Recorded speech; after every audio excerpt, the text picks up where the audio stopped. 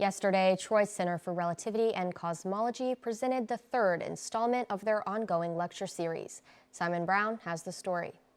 Students got the chance to hear from Dr. Bruno Casa, one of Troy's most brilliant minds. Dr. Casa's lecture dove into the concept of quantum entanglement and its probabilistic nature. We asked Dr. Casa to give us the details. Sure, my lecture was about this thing called quantum entanglement, which is one of the most unexpected features of quantum mechanics, and the one that really has a lot to tell about the nature of reality and how different it is, the description of quantum mechanics as opposed to classical physics.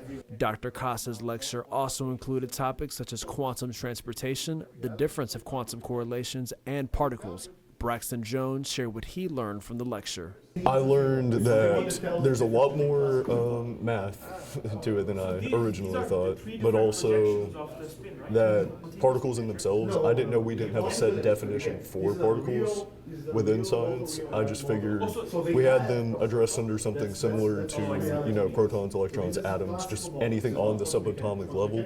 Dr. Casa also shared what he wanted students to take away from his lecture. If they take away that a little bit of how to think about probabilities, the relation between agents and how to use probabilities, I will be happy. If they take away that there is something about local hidden variables that get denied by using quantum mechanics, I would also be happy. Simon Brown, Troy, TrojanVision News. Troy's Center for Relativity and Cosmology will host their next lecture on the topic of mathematical relativity. To learn when the lecture is scheduled, students are encouraged to check their email for the announcement.